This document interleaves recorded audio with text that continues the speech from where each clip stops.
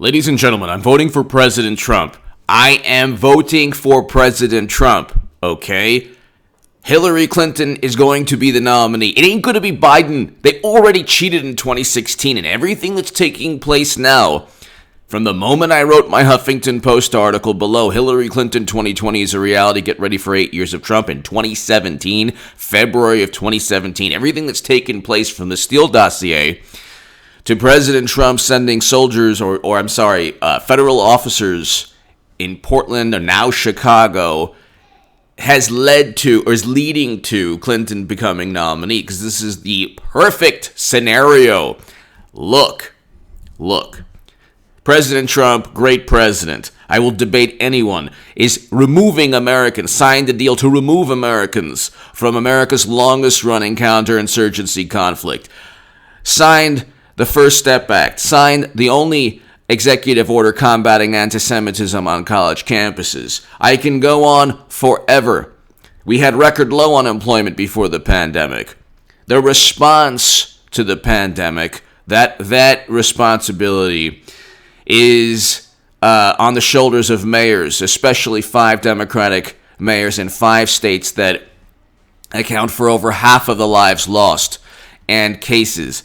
New York, New Jersey, Michigan, Illinois, and Pennsylvania are literally over half of the entire country of all 50 states. We can go on forever. Trump is a great president. Signed legislation to increase funding to historically black colleges and universities. Okay, I can go on forever. He's a very, very good president. And first president to step foot in North Korea. I am not telling you. Now look, listen to me very clearly. Listen to me very clearly, because I know that people are going to be like, I'm not with you on this one, H. I get it. You want the United States of America, or the federal government, to end mayhem, violence, chaos within cities where governors and state officials and mayors are complicit. I get it and I understand, but listen, please. I humbly ask you to listen. By the way, subscribe to H.A. Goodman's other channel. I have a great segment on there. If someone, this is very important, I want everyone to listen to this, and please tell your wives, your husbands, your friends, your family exactly what I'm about to tell you right now. If you look out the window of your home, go outside, and you see your neighbor across the street taking a giant dump on his lawn, you do not call in air support. You do not go ahead and, call the police. You go, honey, Bob's taking another crap on his lawn. And then the wife goes, another poop? Oh my goodness. There goes the neighborhood. That's it. Or you say, oh my God, honey, he's doing it again. You don't go ahead and wipe his tuchus. You don't go ahead and say, Bob, if you continue to poop on your lawn, the neighbors and I are going to have to fix the situation. So you decide. Let Bob take a gigantic dump on his lawn. Now, you can communicate that message to everyone that you like. And you can even disagree with it. That's fine too. But this is exactly what's taking place. If the mayor of Portland or the mayor of Chicago or the mayor of any Democratic-run political machine, do you not understand they are complicit and just pulling back and allowing chaos and mayhem for a reason? 100 people in a span of about a week and a half. 111 people in Chicago and New York were shot in the span of a week and a half. The media does not care. Democrats do not care. They want this. And President Trump is playing into their hands. I understand. I got a lot of great messages, and I respect all the people who don't agree with me, which were a great many of the comments, probably most of the comments, saying, H.A., this is America, and you know what? Those citizens there pay federal taxes. Yes, but those citizens also can decide to move to Texas or Alabama or Kansas or Nebraska or Idaho, or Montana, or any state that doesn't have a Democratic Party machine, or West Virginia, or any state that doesn't have a Democratic Party machine running it. You cannot say that, see here, in Portland, there were federal officers now, a couple of them, but 3 or 4 who are now perhaps blinded for life because the peaceful protesters were shining lasers in their eyes. And so now you have Chicago Tribune. Trump announces new federal surge of law enforcement to Chicago. New York Times painting bleak portrait of urban crime. Trump sends more agents to Chicago and other cities. Okay, there's no win here politically. If you want to talk about the Constitution, it's the 10th Amendment. Okay, if it's not stated if it's not direct, so the 10th Amendment here. Read the 10th Amendment. The power is not delegated to the United States by the Constitution, nor prohibited by it to the states, are reserved to the states respectively or to the other people. I understand the argument, even with the 10th Amendment, that they're going after federal buildings. Okay, but the reverse though is the city and the states don't. The city and state representatives do not want President Trump to send federal officers. So the states have a right to decide, even if, unfortunately, I can't, I don't condone this. Again, the Democratic Party media, wonderful, good, peaceful liberals, are going to say if the states want to control or to police or to essentially allow mayhem and chaos to continue, it's their right. You can't have the federal government come in. All right. If the tables, okay, well, look. There's the political angle, and there's the moral angle, and then there's the Constitution. Okay? The political angle, it's a lose-lose for President Trump. Even if you think that he is doing this to help people who live there, they can move. They've decided to live in a Democratic-run machine. Okay.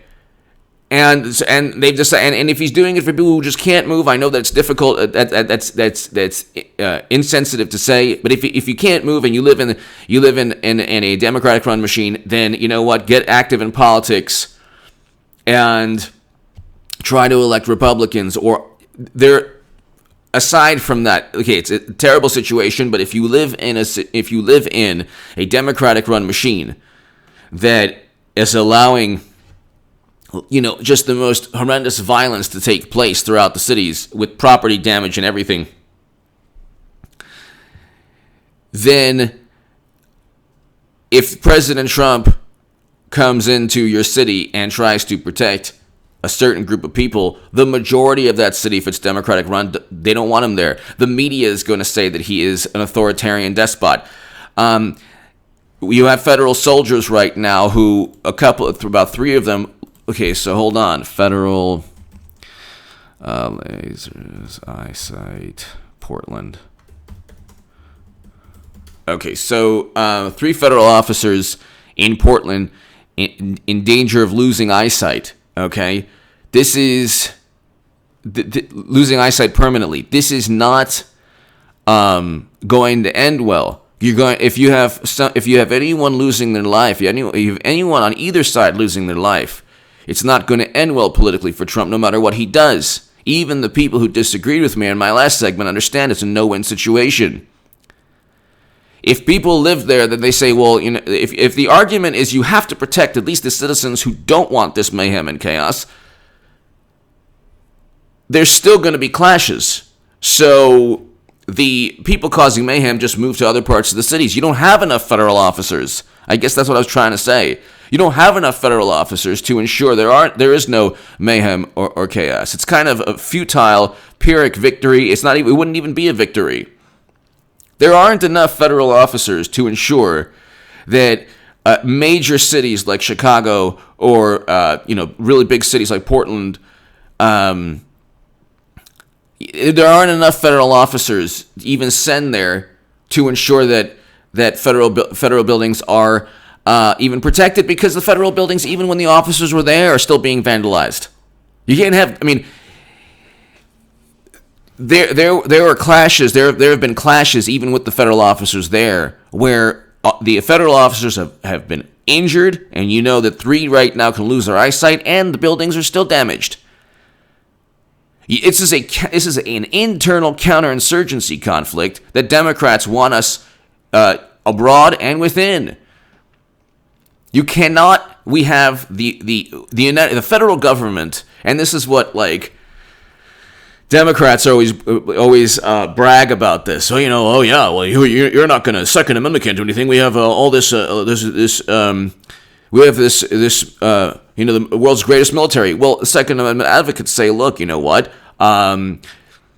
This is what prevents the federal government. The Second Amendment is what prevents the federal government from imposing, draconian laws. And okay, so then reverse it, flip the script.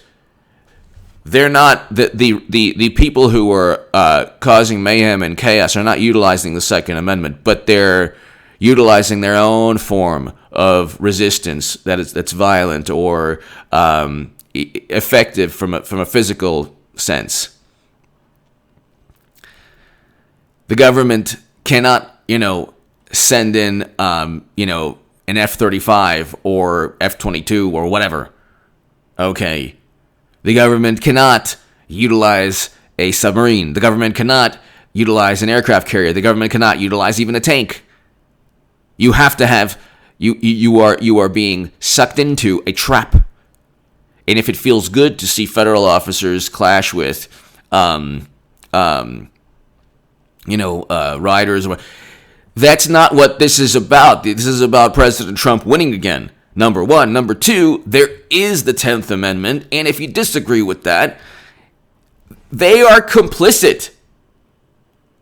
So whether it's Mayor Lori Lightfoot in Chicago, or the mayor of Portland, or the governor of Illinois, or the governor of Oregon, you're not going to win this battle because you don't have the media on your side at all, and you don't have the people there on your side by and large. They don't care if their cities are dismantled before their eyes. So what on earth is President Trump doing?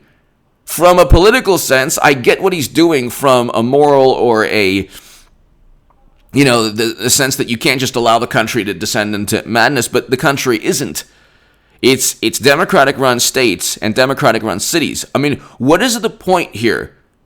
Does President Trump want voter turnout in Portland and Seattle, or Albuquerque, or New Mexico's probably going to go blue, but whatever, or Chicago, Illinois? What is the point here?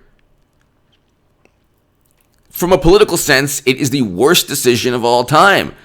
I understand people don't confuse my critique with not supporting the president. I do support the president, but you can't have people being detained for 2 hours or 1 hour. You can't have people say, "Well, unmarked cars are fine." Yeah, but still, it sets a precedent for Democrats to utilize this against conservatives. If, for example, there was that farmer a couple of years back. I forget, it was in Nevada, I think. I forgot exactly where. Okay, so federal agents came in, said, "Hey, you know what? You have to pay." I forgot exactly what the story was, but the federal government could have elevated that. You saw, Waco is an example. So one of my amazing subscribers said, Waco was a catastrophe. That was one example. Okay, so, but you cannot go ahead and Albuquerque.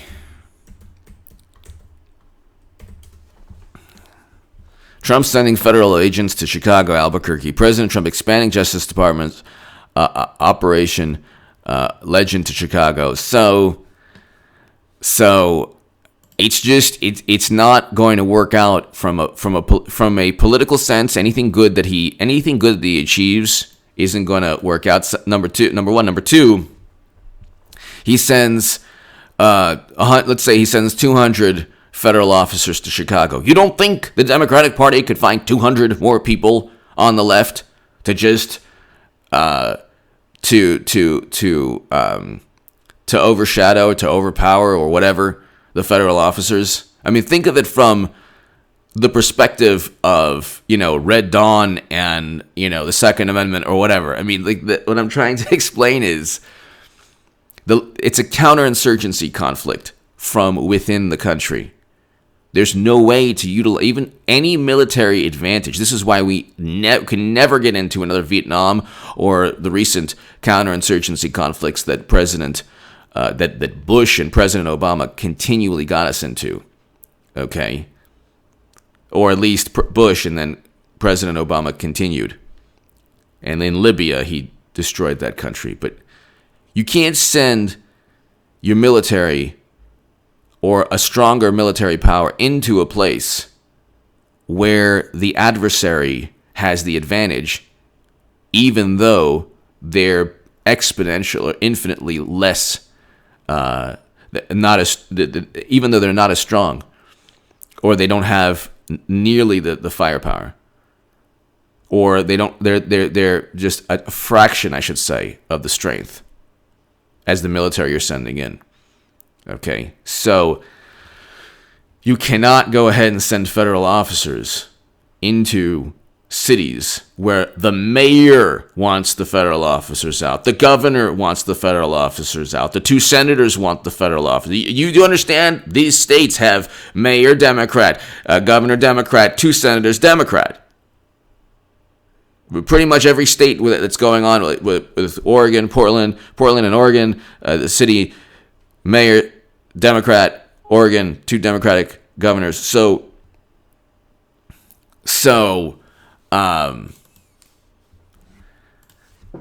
you have a situation where it's not going to end well. 2 Democratic senators, sorry. Oregon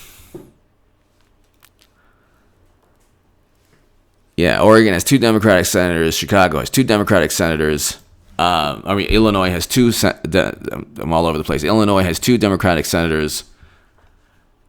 You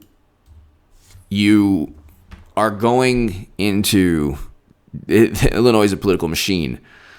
New York's a political machine. Oregon's a political machine. You're going into political machines with a federal government run by a president they think is a despot. Can you imagine what's going on here? They're setting a trap for President Trump, and he's falling for it. There's no win here. There's no win. There's not even a win in terms of preventing the chaos, because they just replay the chaos. Oh, look, the federal officers are now, clashing with peaceful protesters, and it's like, well, there you go. Give me your thoughts below. I know I'm going to get pushback, but it's like, it's okay. It's fine. If you disagree with me, though, at least explain what the political win is here. Because he can only lose President Trump the election. At this point right now, he's going to win the election. But if it escalates, which it could easily escalate, he could lose the election. If there's a protester or a rioter or a person that loses their lives in a clash, or a federal officer loses his life, you're looking at a loss, an election loss, a possible election. So you don't want this to take place. Give me your thoughts below. Subscribe to H.A. Goodman's other channel. People, there's a difference between, I'm not a blind cheerleader. Some people might think that I am, because most of my segments are very positive. Almost all my segments are very positive. This is a very positive segment too, but it's positive in that President Trump cannot fall into these traps. But I'm hoping he removes the federal officers at least within a week or 2 weeks, less than that. But give me your thoughts below. the media is going to spin this into, oh my God, he's this despot and authoritarian, so he'll lose politically. People who would have already voted for President Trump are going to vote no matter what for President Trump. The people who are on the fence are saying, gosh, I don't like this is the one thing that I like, you know what, Trump's okay, but I'm not so sure I want these federal officers into cities. I'll vote Democrat. There's going to be a lot of people like that, independents, who could be swayed to the Democratic Party because of this. Give me your thoughts below. If you want to support my voice long term, my Patreon is below.